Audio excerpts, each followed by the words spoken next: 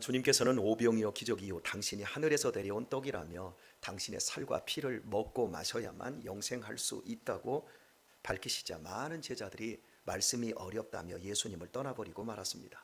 인간의 필요 조건이 음식이 첫 번이듯이 당신을 구주로 믿음이 이처럼 중요하다라는 것을 먹는 것으로 설명한 것인데 이해치 못한 것입니다. 그래서 많은 사람들이 떠나가 버렸어요. 예수님의 마음이 얼마나 상하셨는지 이 상황에서 주님은 12 제자에게 너희도 가려느냐고 물었고 베드로의 대답이 이러했습니다. 영생의 말씀이 계신데 우리가 누게로 갑니까?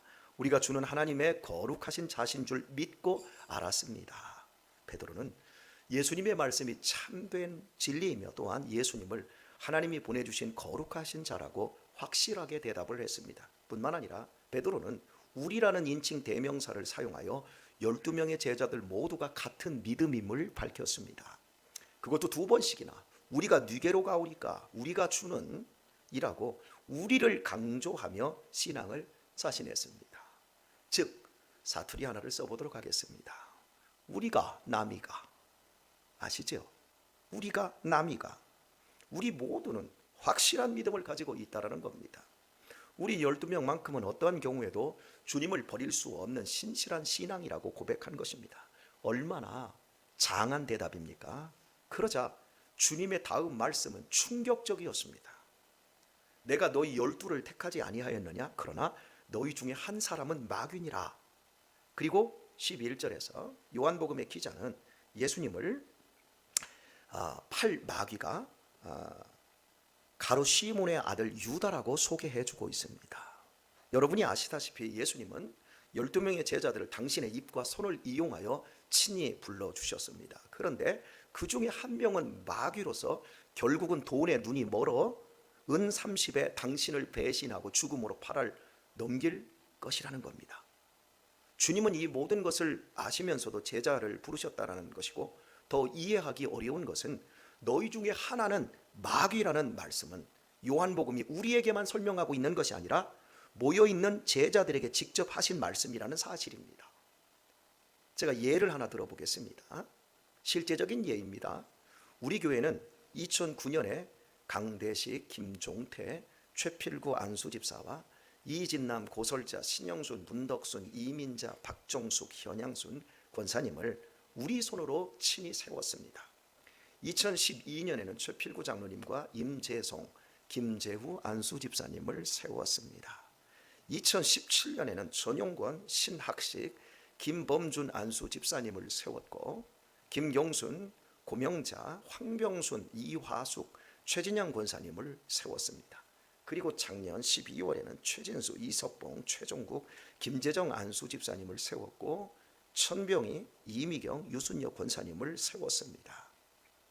그리하여 지난 14년 동안 장로 1명, 안수 집사 12명, 권사 15명을 세웠습니다. 도합 28명의 일꾼들입니다.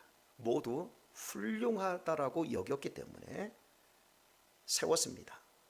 훌륭한 일꾼들임에 틀림없습니다. 그런데 주님께서 저에게 예지를 주었는데 총 28명 중 6명은 마귀입니다. 우리를 배신하고 우리를 힘들게 할 마귀입니다. 저는 알고도 그 마귀를 교회의 중직자로 세웠습니다. 거명된 분들의 기분 어떻습니까? 지금 어때요 기분이? 마귀래요. 28명 중 6명이 마귀입니다. 제가 예를 든다고 했을 뿐 참은 아닙니다. 그래도 싸하죠? 이제 오늘 본문의 분위기를 이해하셨을 거예요. 심각한 이야기인 거예요. 모든 사람들이 떠나가 버릴 때 12명의 제자들은 요지부동 주님 곁에 있습니다. 그리고 우리는 확실하게 예수님을 떠나지 않겠습니다. 왜요? 우리는 믿음이 있으니까요. 스스로 생각할 때 그들이 얼마나 자신들이 장하게 여겨졌겠습니까? 모두의 얼굴이 얼마나 득이양양했겠습니까? 그런데 너희 중 한 사람은 마귀라고 하실 때 분위기가 얼마나 무거워졌겠습니까? 대체 주님께서는 왜 마귀인 줄 아시면서 가룟 유다를 제자로 부르시고 또 이런 살벌해질 말씀을 공개적으로 해 주신 것일까요? 가룟 유다 안 부르면 되잖아요. 가룟 유다 한 사람만 마귀라면 가룟 유다 한 사람만 있을 때 얘기해도 되는데 왜 다 있는데 이렇게 살벌한 말씀을 하시는 걸까요? 세상은 정의롭지 않고 불의가 판을 치고 부조리합니다. 권선징악은 동화나 영화에나 있을 뿐 현실은 매우 부조리합니다. 성남시 대장동 땅을 불법과 편법적으로 개발하는 과정에서 시행사에서 대리로 근무하던 현직 국회의원 아들이 있었습니다. 국회의원은 부동산 투기 특별조사위원으로 도시개발공사와 민간 사업자들의 유착관계 의혹에 직접적인 권한을 가지고 있었습니다. 그리고 무엇보다도 그 아들은 멀쩡하게 잘 다니던 회사를 그만두고 아버지 국회의원의 제안으로 그 시행사에 근무하게 되었다고 스스로 밝혔습니다. 천문학적인 돈을 불법으로 대출받고 또한 어마어마한 이익을 남긴 회사는 5년 근무한 31살의 국회의원 아들에게 50억의 퇴직금을 지급을 했습니다. 이로 인해 지난 3년간 엄청난 정치 공방과 법정 투쟁이 계속되었고 지난 2달 전 2월 8일 서울지방법원에서 무죄 판결이 나왔습니다. 아버지와 아들이 독립된 주체로서 국회의원 아버지에게 돈이 흘러간 것이 없으니 뇌물이 아니라는 재판부의 결론입니다. 손바닥으로 하늘을 가린 것 같은 한심한 판결입니다. 그 판사들 5명이 아니 3명이 과연 서울대 법대를 나오신 분들이라고 생각할 수 있을까 싶습니다. 30년 이상 근무하고 은퇴하신 우리 장로님들 퇴직금 얼마 받으셨어요? 지금 힘든 여건에서 성실하게 일하고 계시는 여러분은 얼마의 퇴직금을 받으실 수 있을 것 같습니까? 퇴직금은 법에서 정해놓은 것이 1년 월급을 기준으로 마지막 달 월급을 그 한 달치를 적립해 주는 것이 법입니다. 그리고 그 단체나 그 회사에서 조금 여유가 있으면 2달치 아니면 많게는 석 달치를 퇴직금으로 적립해 주는 것도 있습니다. 대체 그 회사의 대리 월급이 얼마이기에 5년 근무했는데 퇴직금을 50억이나 준 것입니까? 그것이 뇌물이 아니라면 다른 직원들 퇴직금은 몇 천만 원인데 왜 이 아들에게만 50억 원이라는 이런 돈이 퇴직금으로 건네지게 된 것입니까? 그렇게 남발한 돈은 어디서 난 것입니까? 대장동에 내 집 마련하기 위해 등골 빠지게 땀 흘린 사람들의 호주머니에서 나온 것 아닙니까? 분양가를 그렇게 올려서 그것 다 먹어치운 거 아닙니까? 이런 돈 때문에 선량한 시민들이 얼마나 큰 피해를 본 것입니까? 대한민국은 결코 상식적인 나라가 아닙니다. 여기 고덕 개발하고 저 다 개발하고 소사발 다 개발하고 알게 모르게 다 이런 짓을 하고 있는 겁니다. 평택강 건설 다 해놓고 분양되지 않은 그 땅들을 대기업이 다 나눠 갖고 있어요. 이 사건의 본질은 뇌물이냐 아니냐의 문제가 아닌 우리 사회가 얼마나 병들어 있는지를 보여주고 있습니다. 대장동 사건뿐만 아니라 정권을 불문하고 얼마나 많은 부정부패가 판을 쳐왔습니까? 지난 국회에서 서울대 법대 출신의 양심적인 모 국회의원은 이런 발언을 했습니다. 서울대 법대 출신들을 모두 땅에다 갖다 묻어버리면 대한민국은 지금보다 30%는 발전할 수 있다. 아멘이지요. 최고 엘리트 집단이 봉사하는 참된 지식인의 삶을 살지 않고 불의와 야합하여 자기 밥그릇만 키우는 현실을 비꾼 것입니다. 형사가 조폭과 손을 잡고 판사와 검사가 범죄자의 뒷배를 봐주며 언론과 정치가 서로를 지지하는 카르텔을 형성해 모든 기득권을 차지하는 현실은 어제 오늘 일이 아닙니다. 판검사들이 누구와 골프를 치고 누구와 밥 먹고 누구와 술을 마시겠습니까? 평범한 소시민이겠습니까? 고급 공무원 혹은 국회의원 장관들, 기업체 사장들, 기자들 아니겠습니까?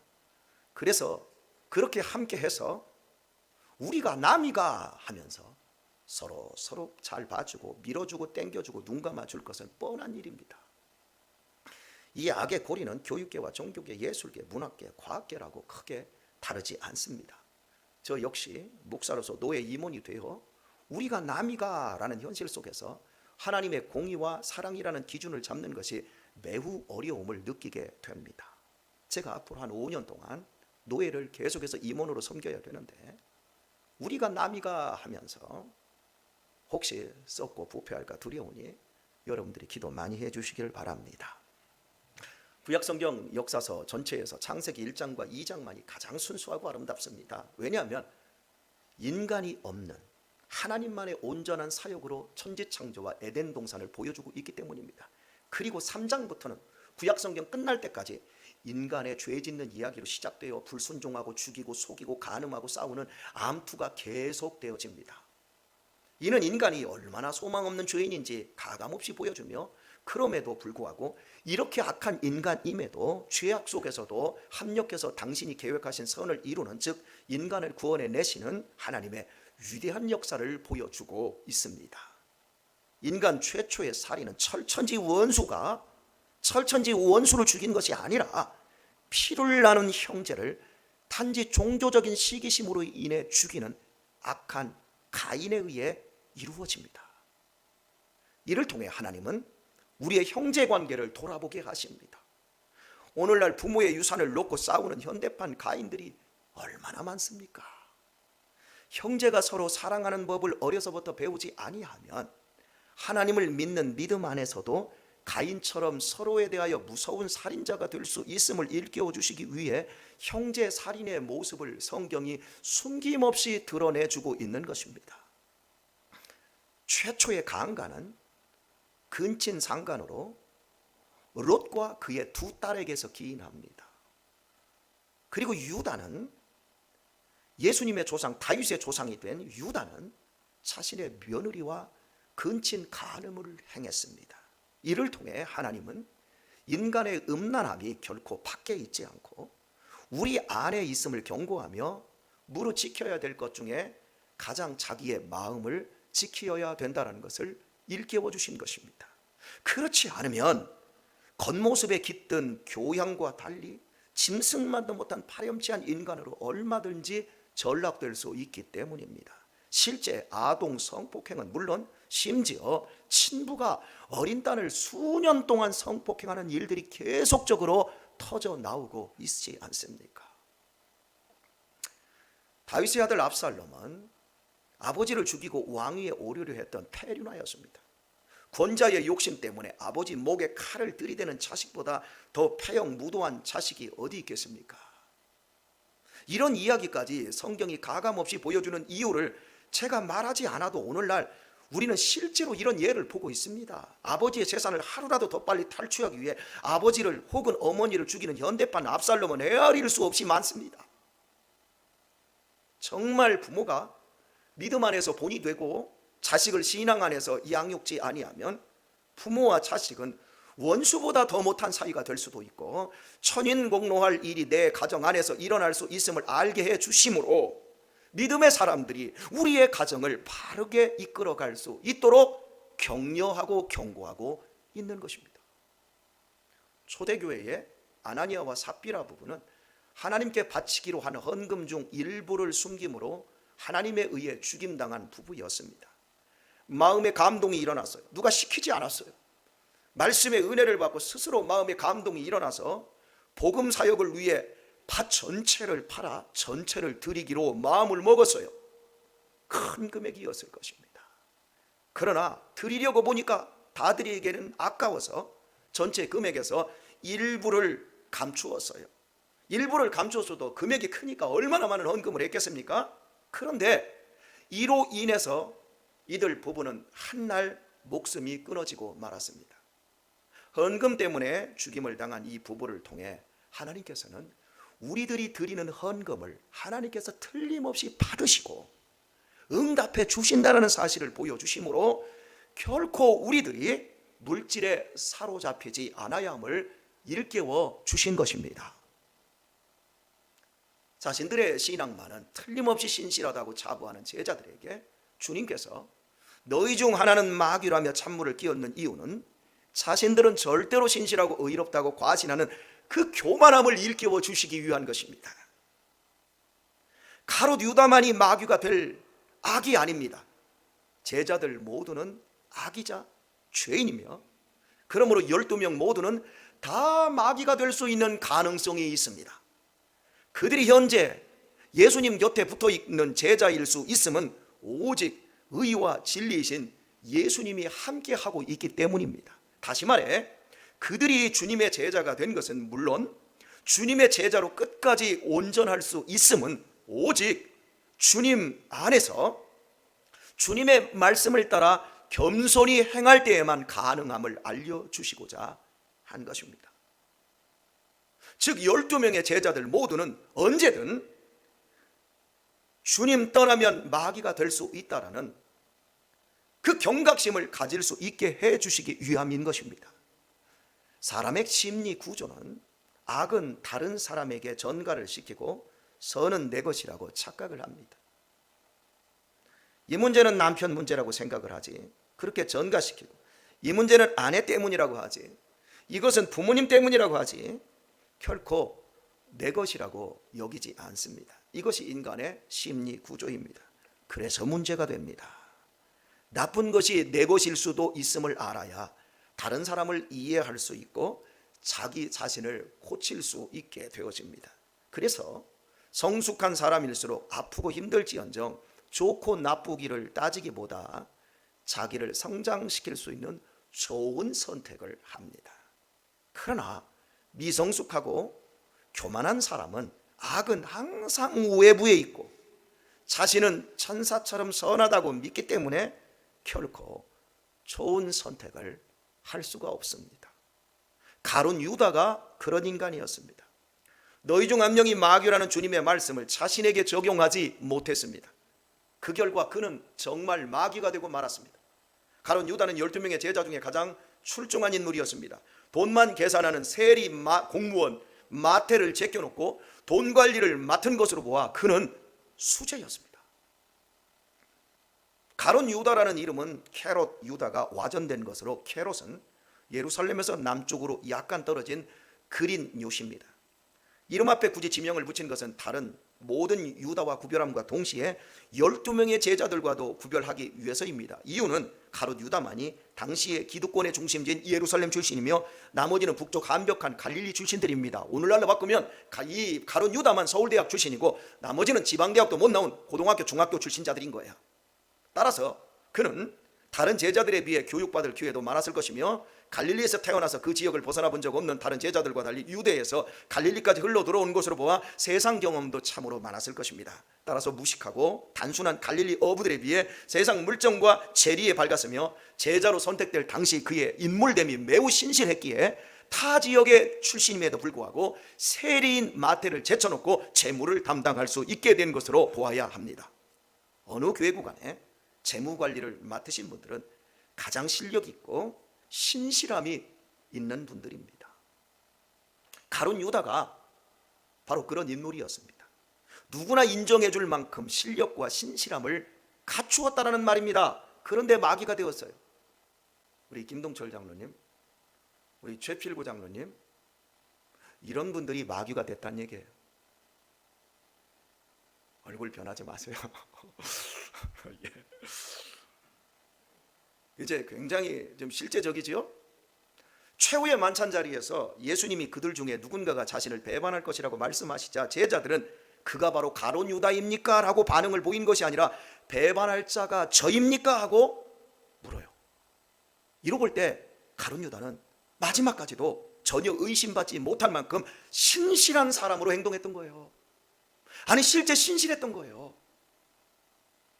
그냥 교회에서 까실까실대고 예배도 안 나오고 탁구나 치러 가고 당구나 치러 가고 그냥 놀러 가고 이러면 아유 저 사람 좀 정신 차려야지 이런 게 아니라 우리 김동철 장로님, 우리 최필구 장로님처럼 교회를 한 번도 안 빠지는 거예요.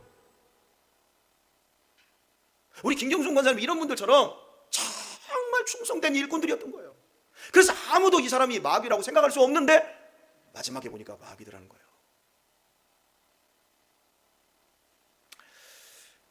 아무도 누구도 가룟 유다가 마귀의 하수인이라는 사실을 감지하지 못했습니다. 그러나 그는 결국 마귀였습니다. 그것도 자신을 3년 동안 사랑하고 아껴준 예수님과 믿고 신뢰하는 제자들을 배신하는 것으로 말입니다. 주님께서는 오늘의 말씀뿐만 아니라 계속적으로 제자 중에 하나가 자신을 배반할 것을 언급하심으로써 유다로 하여금 계속해서 회개의 기회를 주셨습니다.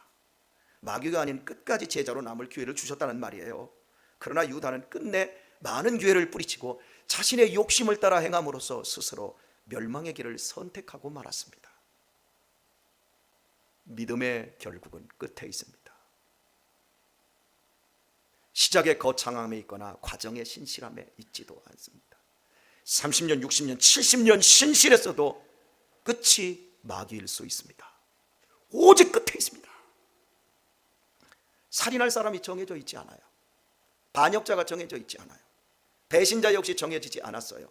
신실한 사람, 인정받는 사람이 살인자요, 반역자요, 배신자가 될 수 있습니다. 더 놀라운 사실은 사랑의 배신은 사랑받는 자만 할 수 있어요. 인정받는 자만 배신할 수 있어요. 교통사고는 운전하는 사람이면 무조건 가해자가 될 수 있어요. 아니요, 걸어다니는 사람은 무조건 교통사고의 피해자가 될 수 있어요. 누구도 예외인 게 아니에요. 가인이 동생을 죽일지 누가 알았겠습니까? 하나님 앞에 제사를 지내는데 롯의 두 딸이 아버지를 상간할지 누가 알았겠습니까? 경건한 믿음의 사람으로 살아가는데 신실한 유다가 며느리와 잠자리 할지 그 시대에 살았던 그 시대의 형제들이 누가 알았겠습니까? 압살롬이 아버지에게 칼을 겨누고 달려들지 누가 알았겠습니까? 온 백성이 압살롬이 훌륭하다, 경건하다 다 칭송하고 있었는데요, 밭까지 팔아서 헌금으로 바친 아나니아 부부가 하나님을 속이고 죽게 될지 누가 알았겠습니까? 가론 유다가 마귀짓을 할지 누가 알았겠습니까? 그들 모두의 평소의 모습은 마귀가 아니라 천사 같았습니다. 그러나 결정적인 자리, 마지막 자리에 가보고야 그들이 마귀였음이 드러났습니다. 그렇다면 우리들 역시 마찬가지 아니겠습니까? 우리 모두 인정과 사랑을 받고 있지만 이는 완성품이 아닙니다. 저 역시 여러분이나 노예에서 사랑과 인정을 받고 있지만 파렴치한 배신으로 마귀가 될지 어찌 알 수 있겠습니까? 물론 여러분들도 마찬가지입니다. 우리가 다 알지 않습니다. 또 우리가 본 것이 뭡니까? 우리가 신앙생활 한 40-50년 하면서 보고 있는 게 뭡니까? 그리도 신실하게 말하고 헌신적으로 행동했던 분들이 결국에는 작은 오해와 그까지 죽으면 아무것도 아닌 자존심 상함으로 마귀의 하소인처럼 전락하는 일들을 많이 보았지 않습니까? 여러분이 보시기에 제가 목사로서 무척이나 근면하고 성실해 보일 것입니다. 실력도 있어 보일 것입니다. 아멘하면 더 좋을 텐데 이럴 때는 참 낯간지른 소리라. 그래도 제가 얼마나 이렇게 제 자신을 비우고 얘기하는 줄을 여러분 아셔야 돼요. 설교를 실제적으로 하려고 하는 얘기예요. 제가 하나님 나라를 위해 훌륭한 일꾼이라고 생각하시지요? 틀림없는 주님의 종이라고 느끼실 거예요. 그죠? 그러나 저는 마귀입니다. 부끄럽게도 저는 지금껏 여러분이 모르게 수없이 마귀짓을 했습니다. 제 아내와 제 자녀들에게 무서운 마귀, 야비한 마귀, 간사한 마귀짓을 참으로 많이 했습니다. 그럼에도 제가 오늘까지 목사로 여기 있으면 제가 마귀인지를 아시면서도 목사로 먼저 불러주신 주님의 용서하시는 은혜가 끝없이 부어지고 있기에 제가 마귀로 추락하지 않을 수 있었습니다. 저는 제 안에 선함이 없음을 깨닫습니다. 말씀을 놓치는 순간, 주님을 생각하지 않는 모든 시간 더럽고 추하고 악한 마귀적인 것이 제 속에서 올라오고 제 의식을 지배하는 것을 느끼게 되어집니다. 만약 주님께서 지금껏 제 속에 은혜를 부어주지 않았다면 저는 벌써 가룟 유다의 길로 추락하고 말았을 것입니다. 오늘의 말씀을 맺겠습니다. 불의한 세상 속에서 누구도 죄짓지 않고 완전 무결한 삶을 살 인간은 없습니다. 그리고 모든 인간은 선한 것 하나 없는 뼛속까지 죄인이기에 누구나 마귀가 될 수 있는 위험 속에 있습니다.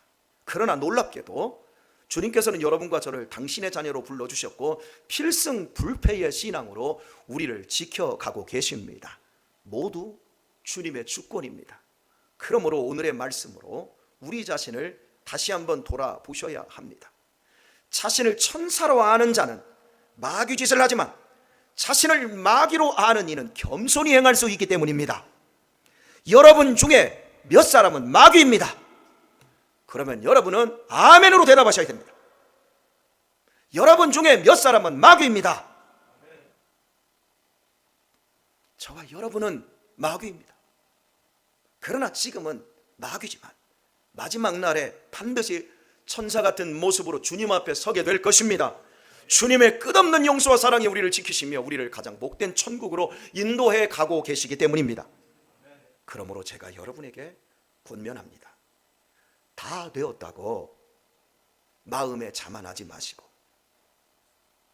무릇 지킬 만한 것보다 내 마음 지켜야 함을 깨달으시고 마지막 날까지 숨이 끊어지는 시간까지 신실한 성도로 죽어갈 수 있기를 축원합니다. 아무리 큰 불의한 일을 당하고 아무리 부조리한 일을 당한다 할지라도 아무리 억울해진다 할지라도 어떤 경우에도 마귀가 되지 말도록 하십시다. 믿었던 사람에게서 배신을 당하는 안이 있어도 절대 나만큼은 주님을 사람을 배신하는 마귀가 되지 않도록 하십시다. 부탁드립니다. 제발 가볍게 살지 마세요. 인간 가벼움이 얼마나 인간관계를 버겁게 하고 힘들게 하는 줄 아십니까? 말했으면 말한 대로 살고 잣대와 같은 사람으로 살도록 하십시다. 끝까지 신실한 주님의 제자로서 마귀 같은 심성을 가지고 있지만 영원한 생명의 열매를 맺어가는 우리 귀한 성도님들 다 되시기를 예수님의 이름으로 축원합니다.